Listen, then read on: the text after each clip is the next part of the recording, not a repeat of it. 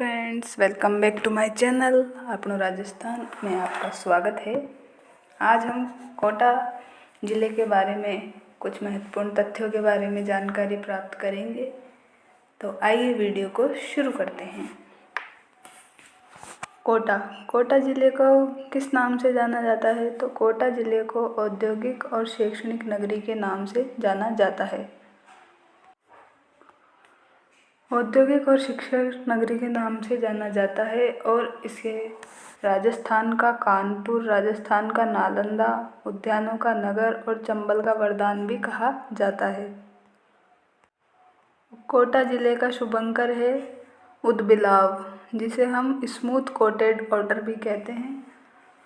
और कोटा ज़िले का नामकरण कोटिया भील के नाम पर किया गया। ये सर्वाधिक साक्षरता वाला ज़िला है। यहाँ पर पहला एग्रो फूड पार्क है, सोयाबीन शोध संस्थान है, चंबल नदी पर हैंगिंग ब्रिज भी यहाँ पर बनाया गया है, सावन भादो परियोजना भी यहाँ पर है और ब्लैक पॉटरी के लिए भी कोटा प्रसिद्ध है।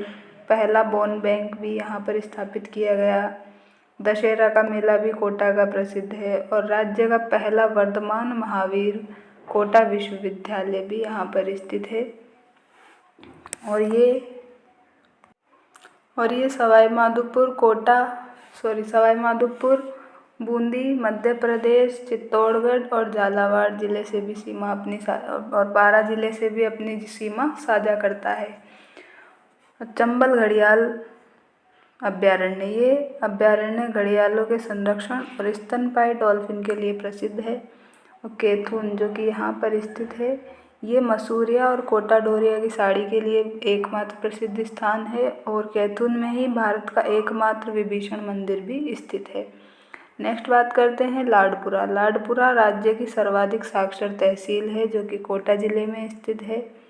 फिर बात करते हैं हम दर्रा वन्य जीव अभ्यारण्य, ये हीरामन तोते के लिए प्रसिद्ध है।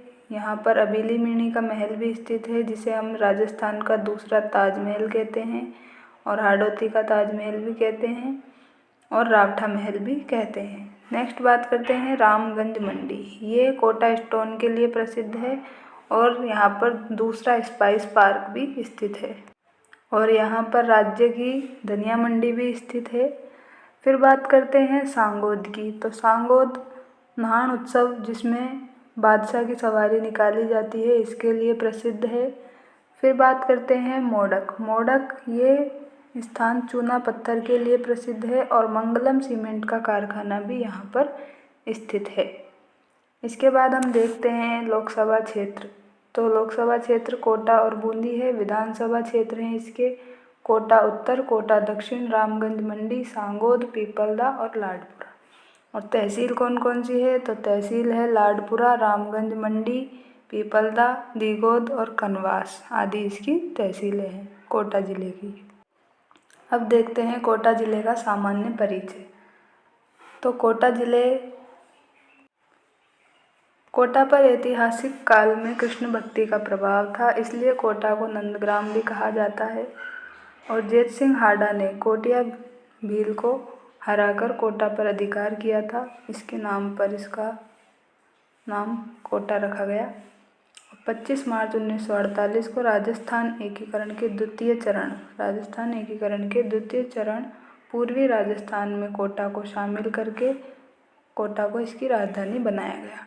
और कोटा के उपनाम क्या क्या हैं, ये हमने पहले भी देखे, फिर से देखते हैं। कोटा को राजस्थान का कानपुर, राजस्थान का नालंदा, राजस्थान की शैक्षणिक नगरी, राजस्थान की औद्योगिक नगरी, उद्यानों का नगर और चंबल का वरदान भी कहते हैं। तो ये सब आप नोट कर लीजिए क्या क्या है इसके उपनाम। राजस्थान का कानपुर, नालंदा, शैक्षणिक नगरी, औद्योगिक नगरी, उद्यानों का नगर और चंबल का वरदान, ये इसके उपनाम हैं।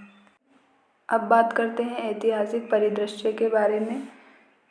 तो कोटा के हाडा चौहान, कोटा में चौहान वंशों का हाडा चौहान का शासक था। इसमें सबसे पहले है हमारे माधो सिंह का शासनकाल 1631 से 1648 ईस्वी तक रहा। कोटा प्रारंभ में बूंदी रियासत का ही हिस्सा था और 1631 में बूंदी के राव रतन सिंह के दूसरे पुत्र माधो सिंह को मुगल सम्राट जहांगीर ने शासक बनाया। यहीं से कोटा में चौहान वंश की हाड़ा शाखा की स्थापना हुई और हाड़ौती की शक्ति का केंद्र कोटा को माना गया। इसके बाद मुकुंद सिंह का शासनकाल आया, जो कि 1648 से 1658 10 साल तक चला। कितने साल तक चला मुकुंद सिंह का शासन? 10 साल तक, 1648 से 1658 तक। 1658 में मुगलों के उत्तराधिकारी युद्ध में शामिल हुए और धर्मत के युद्ध में शाही सेना की तरफ से युद्ध लड़ते हुए वीरगति को प्राप्त हो गए। फिर हमारे राव किशोर जी आए। राव किशोर जी, इन्होंने किशोर सागर तालाब, चांदखेड़ी के जैन मंदिरों का निर्माण कराया। ये भी बहुत इम्पोर्टेंट है कि किशोर सागर तालाब और चांदखेड़ी के जैन मंदिरों का निर्माण किसने करवाया? तो आपका उत्तर होगा राव किशोर सिंह ने करवाया। इसके बाद है राम सिंह हाड़ा प्रथम। ये 1707 ईस्वी में जाजऊ के युद्ध में 1707 ईस्वी में जाजऊ के युद्ध में आजम की ओर से लड़ते हुए वीरगति को प्राप्त हुए। इन्होंने रामपुरा बाजार, रावत तालाब, रामपुरा दरवाजा, शहरपना, रामगंज और सूरजपोल आदि का निर्माण करवाया था। तो आप ऐसे भी याद रख सकते हैं, जिसमें राम शब्द का ज़्यादा यूज किया गया है वो सभी का निर्माण राम सिंह हाड़ा प्रथम ने करवाया है।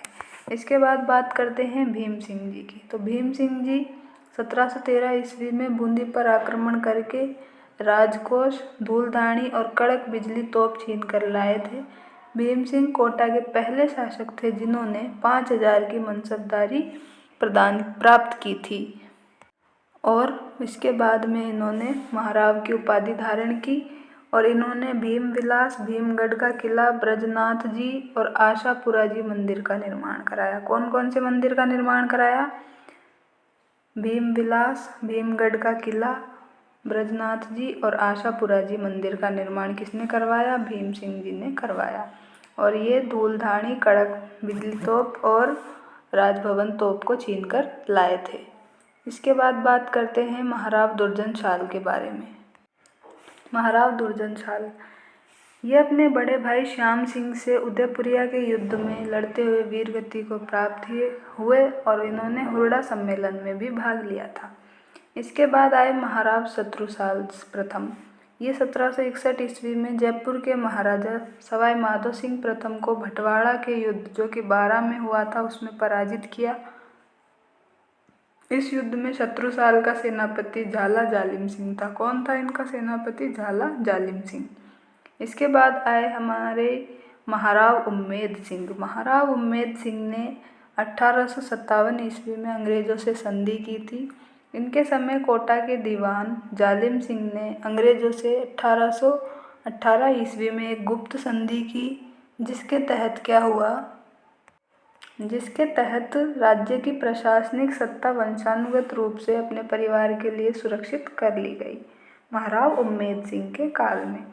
और महाराव किशोर सिंह आए। फिर इन्होंने प्रशासनिक शक्तियों को लेकर झाला जालिम सिंह और किशोर सिंह के मध्य मतभेद के कारण 1821 में मांगरोल का युद्ध हुआ। इस युद्ध में अंग्रेज़ों का सहयोग कर्नल जेम्स टोड झाला जालिम सिंह को मिला था।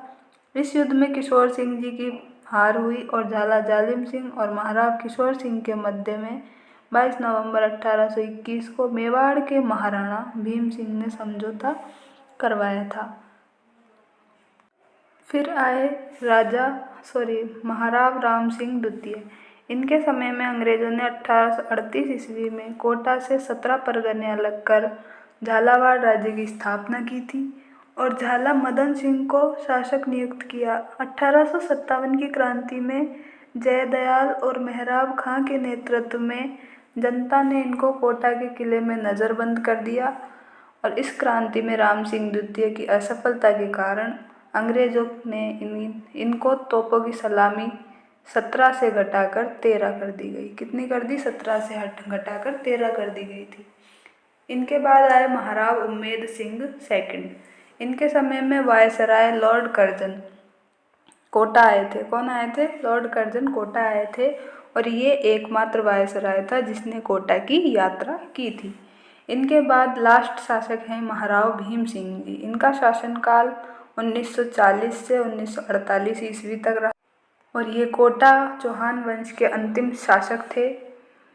इनके समय में कोटा का विलय पूर्वी राजस्थान या संयुक्त राजस्थान में 25 मार्च 1948 को किया गया था और कोटा को पूर्वी राजस्थान या संयुक्त राजस्थान की राजधानी बनाया गया था तथा इन्हें संयुक्त राजस्थान का राज प्रमुख बनाया गया। तो संयुक्त राजस्थान का राज प्रमुख किसे बनाया गया? तो महाराव भीम सिंह को बनाया गया। इनका शासनकाल कब से कब तक था? तो 1940 से 1948 ईस्वी तक इनका शासनकाल रहा था। इसके बाद हम कोटा का भौगोलिक परिदृश्य के बारे में चर्चा करने जा रहे हैं। तो देखते हैं कोटा की भौगोलिक स्थिति को। कोटा, जिसे पहले कोटाह के नाम से जाना जाता था, ये राजस्थान के दक्षिण पूर्वी भाग में स्थित है। कहाँ स्थित है? ये हमारे राजस्थान का मैप है। यहाँ में इस तरफ कोटा स्थित है, दक्षिण पूर्वी भाग में कोटा स्थित है और चंबल नदी के पूर्वी किनारे पर स्थित है। ये राजस्थान का तीसरा सबसे बड़ा अधिक आबादी वाला शहर है। पहला कौन सा है? पहला है जयपुर, दूसरा है जोधपुर और तीसरे नंबर पर हमारी कोटा स्थान रखता है। इसके बाद पड़ोसी राज्य की बात की जाए तो कोटा मध्य प्रदेश जिले के साथ 2 बार अपनी सीमा साझा करता है और जिलों की बात की जाए तो सवाई माधोपुर जिले से 12, झालावाड़, चित्तौड़गढ़ आदि जिलों से ये अपनी सीमा साझा करता है और बूंदी जिले से भी। जलवायु की बात की जाए तो यहाँ पर वर्ष भर उच्च तापमान के साथ अर्ध शुष्क जलवायु पाई जाती है और मिट्टी की बात की जाए तो यहाँ हाड़ौती क्षेत्र में काली मिट्टी पाई जाती है और काली मिट्टी की जल ग्रहण क्षमता बहुत अधिक होती है। और कृषि की बात की जाए तो सर्वाधिक ज्वार, अलसी, सोयाबीन और मसालों का उत्पादन कोटा जिले में होता है। और खनिज की बात की जाए तो यहाँ विश्व प्रसिद्ध कोटा स्टोन का खनन होता है। और उद्योगों की बात की जाए तो यहाँ कोटा का रानपुर, नया नोहरा, इंद्रप्रस्थ औद्योगिक क्षेत्र प्रसिद्ध है और कोटा में एग्रो पार्क तथा स्टोन की प्रोसेसिंग इकाइयाँ भी स्थापित की गई है। अब बात करते हैं रामगंज मंडी की। ये विश्व विख्यात कोटा स्टोन के लिए प्रसिद्ध है। यहाँ पर राज्य की धनिया मंडी भी स्थित है। और मोडक, इस जगह पर मंगलम सीमेंट का कारखाना स्थित है जो कि BK बिरला ग्रुप के द्वारा बनाया जाता है और यह क्षेत्र चूना पत्थर के लिए भी प्रसिद्ध है। फिर बात करते हैं श्री रामनगर। यह राज्य का सबसे कम सीमेंट उत्पादन होता है। फिर बात करते हैं रंगपुर की। तो रंगपुर में क्या है? रंगपुर में सूर्या चंबल पावर लिमिटेड नामक बायोमास संयंत्र स्थापित है। क्या स्थापित है? Surya Chambal power limited biomass संयंत्र रंगपुर में स्थापित है। और गड़ेपान, यहाँ पर Chambal fertilisers and chemical industry स्थापित है। गड़ेपान में Chambal fertiliser and chemical industry है और रंगपुर में Surya Chambal power limited biomass संयंत्र स्थापित है। अब बात करते हैं वन्य जीवों की। वन्य जीव अभ्यारण्य और कौन कौन से वन्य जीव पाए जाते हैं कोटा में, तो उसकी थोड़ी चर्चा करते हैं। चंबल घड़ियाल अभ्यारण्य, यह कोटा, बूंदी, सवाई माधोपुर और करौली और धौलपुर जिले के बीच में स्थित है। ये चंबल नदी के तट पर विकसित है। अभ्यारण्य घड़ियालों के संरक्षण और स्तनपायी डॉल्फिन के लिए प्रसिद्ध है। टेलीमेडिसिन सुविधा देने वाला पहला गांव कौन सा है? तो वो भी कोटा है। और टेलीमेडिसिन सुविधा, इसका शुभारंभ कब किया गया? तो इसका शुभारंभ 14 फरवरी 2006 को झालावाड़ जिले से किया गया था। फिर बात करते हैं प्रथम आदिवासी साक्षर जिला। तो ये है डूंगरपुर। प्रथम पूर्ण साक्षर जिला पूछे तो आपका उत्तर होगा कोटा। और राजस्थान की पूर्ण साक्षर तहसील पूछे तो लाडपुरा कोटा। गांव पूछा जाए तो मसूदा और जिला पूछा जाए तो कोटा। और प्रथम आदिवासी साक्षर जिला पूछा जाए तो आपका उत्तर डूंगरपुर होगा। इसके बाद बात करते हैं जवाहर सागर अभ्यारण्य की। जवाहर सागर अभ्यारण्य ये कोटा, बूंदी और चित्तौड़गढ़ जिले में स्थित है। ये 1975 में स्थापित किया गया और ये घड़ियालों की दूसरी बड़ी शरण स्थली है। पहली तो चंबल है। चंबल घड़ियाल और सेकंड है जवाहर सागर अभयारण्य। नेक्स्ट बात करते हैं मुकुंदरा हिल्स राष्ट्रीय उद्यान। ये कोटा झालावाड़ चित्तौड़गढ़ जिले में स्थित है। इसे 1955 में अभयारण्य का दर्जा दिया गया और 9 जनवरी 2012 को इसे नेशनल पार्क राष्ट्रीय उद्यान का दर्जा दिया गया और अप्रैल 2013 में इसे तीसरे टाइगर रिजर्व के रूप में घोषित किया गया। यहाँ राज्य का एकमात्र गुप्तकालीन मंदिर स्थित है जो भीमचोरी के शिव मंदिर के नाम से विख्यात है और यहाँ पर प्रसिद्ध गागरोनी तोते पाए जाते हैं जो इंसान की हूबहू नकल भी करते हैं। इसके बाद यहाँ पर स्थित है दर्रा वन्यजीव अभयारण्य। ये अभयारण्य हीरामनी तोतों के लिए प्रसिद्ध है। फिर है कोटा जंतुआलय। इसकी स्थापना 1954 में की गई। ये राजस्थान का सबसे नवीनतम जंतुआलय है। इसके बाद उद्यानों की बात की जाए तो कोटा में कौन कौन से उद्यान हैं वो हम देखते हैं। कोटा में शारबाग। इस उद्यान में कोटा के हाड़ा शासकों की छतरियाँ बनी हुई है। फिर है यहाँ चंबल गार्डन। ये चंबल नदी के तट पर स्थित है और यहाँ कौन कौन सी नदियाँ प्रवाहित होती है तो चंबल, काली सिंध, पार्वती, आहू, परवन, निवाज और अंधेरी नदी यहाँ प्रवाहित होती है। चंबल नदी का उद्गम कहाँ से हुआ है तो इसका उद्गम जानापाव पहाड़ी महू मध्य प्रदेश से होता है और चंबल नदी पर हैंगिंग ब्रिज झूलता हुआ पुल बनाया गया है जिसका उद्घाटन 29 अगस्त 2017 में किया गया था। डैम्स की बात की जाए तो यहाँ पर जवाहर सागर बांध जो कि जिसे कोटा बांध भी कहा जाता है, ये गांधी सागर और राणा प्रताप सागर के बीच अतिरिक्त जल को एकत्रित करता है और यहाँ कोटा बैराज बांध भी है जिससे केवल सिंचाई की जाती है। कैचमेंट एरिया के आधार पर ये सबसे बड़ा बांध है और परियोजना यहाँ पर आलणिया सावन भादो परियोजना, तकली एवं हरिश्चंद्र 4 परियोजना, आलणिया, सावन भादो परियोजना, तकली और हरिश्चंद्र परियोजना यहाँ पर संचालित हैं। अब बात करते हैं स्थापत्य और सांस्कृतिक परिदृश्य जिसमें हम सबसे पहले दर्शनीय स्थलों के बारे में बात करेंगे। सबसे पहला है कोटा दुर्ग। ये चंबल नदी के किनारे स्थित दुर्ग है। इसकी नींव जैत सिंह ने कोटिया भील पर विजय के पश्चात रखी थी। 1857 में विद्रोह के समय यह दुर्ग क्रांतिकारियों का प्रमुख केंद्र रहा था। झाला हवेली इसी दुर्ग में स्थित है। ये इम्पोर्टेंट है। झाला हवेली कहाँ स्थित है तो कोटा दुर्ग में स्थित है और इस दुर्ग के संबंध में कर्नल जेम्स टोड ने कहा है कि आगरा के किले को छोड़कर किसी भी किले का परकोटा इतना बड़ा नहीं जितना कोटागढ़ का है। किसने कहा? कर्नल जेम्स टोड ने। क्या कहा? आगरा के किले को छोड़कर किसी भी किले का परकोटा इतना बड़ा नहीं जितना कि कोटा का गढ़ है। फिर है अभेड़ा महल। अभेड़ा महल कहाँ स्थित है तो ये भी कोटा में स्थित है, चंबल नदी के किनारे स्थित है। वर्तमान में इसे राज्य सरकार ने पर्यटन केंद्र के रूप में विकसित किया है। फिर है गुलाब महल। ये कोटा दुर्ग में ही स्थित है। इसका निर्माण राव जैत सिंह ने करवाया। हवा महल। इस महल का निर्माण कोटा शासक राम सिंह द्वितीय ने करवाया। अबीली मीणी का महल ये भी कोटा में स्थित है। इसका निर्माण कोटा महाराव मुकुंद सिंह ने मुकुंदरा की पहाड़ियों के शिखर पर करवाया और इसे राजस्थान का दूसरा ताजमहल भी कहा जाता है। ये किसने कहा? कर्नल जेम्स टोड ने। अबीली मीणी के महल को क्या क्या कहा जाता है? राजस्थान का दूसरा ताजमहल या हाड़ौती का ताजमहल। किसने कहा है? कर्नल जेम्स टोड ने। फिर है छत्रविलास या किशोर सागर जग मंदिर। इसका निर्माण कोटा महाराव दुर्जनशाल सिंह जी की महारानी तथा उदयपुर की राजकुमारी ब्रज कंवर जी ने कोटा शहर के मध्य स्थित कृत्रिम जलाशय किशोर सागर और जग मंदिर का निर्माण करवाया। फिर है जगमोहन महल। इसका निर्माण राजकुमार ब्रजकुमार ने करवाया। रावठा महल। यह महल दर्रा वन्यजीव अभयारण्य में स्थित है। नानता महल। ये 1857 ईस्वी की क्रांति के दौरान ब्रिटिश फौज का महत्वपूर्ण केंद्र था। फिर है कणसुआ या कणसुआ। ये कोटा के निकट स्थित एक शिव मंदिर है जिसमें मौर्य शासक धवल का उल्लेख मिलता है।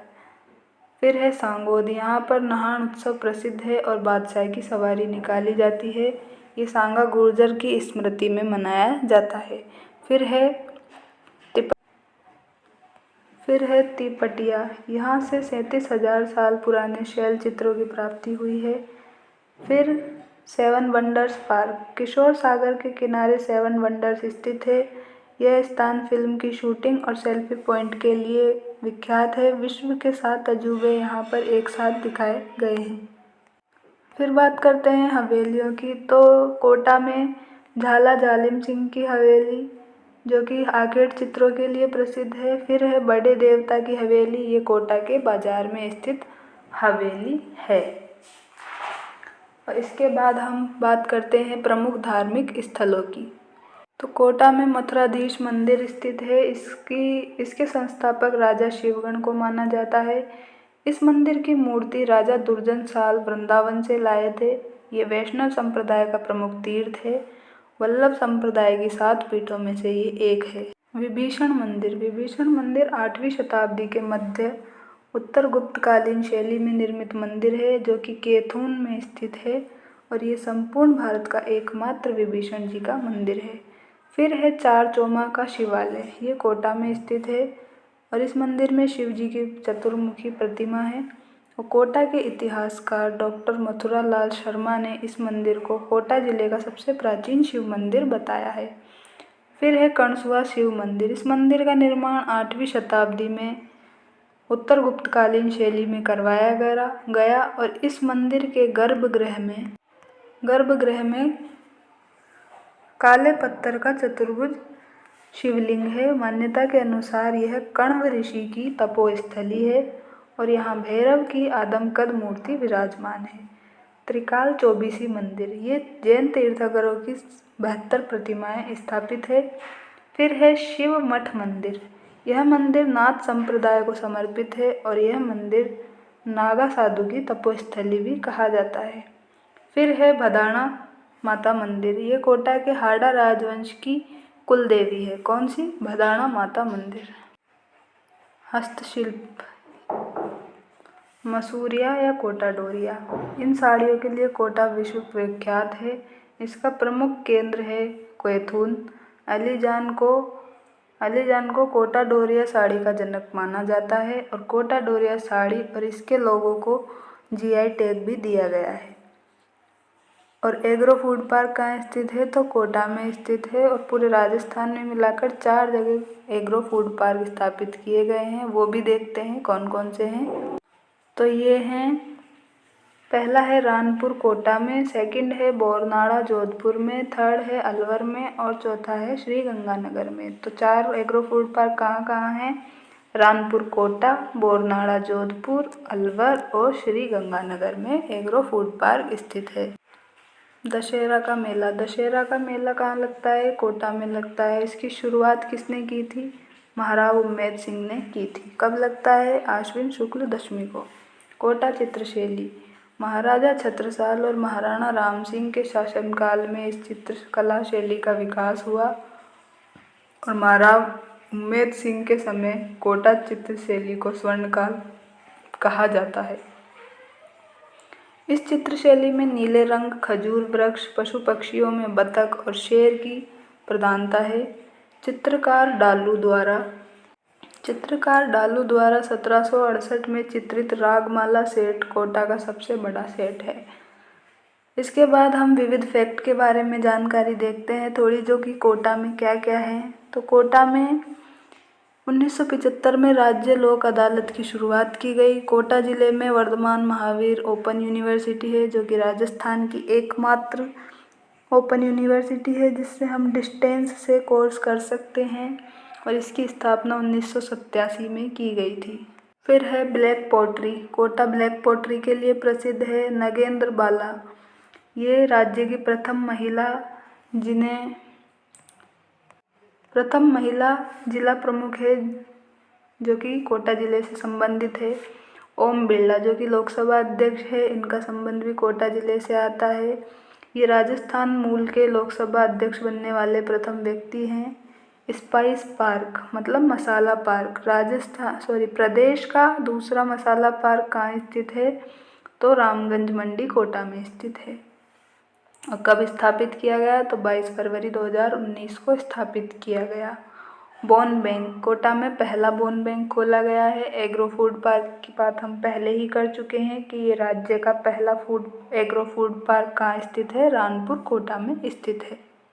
फिर देखते हैं राज्य का सर्वाधिक साक्षर जिला कौन सा है, कोटा है। कितनी है साक्षरता दर, 76.60% है।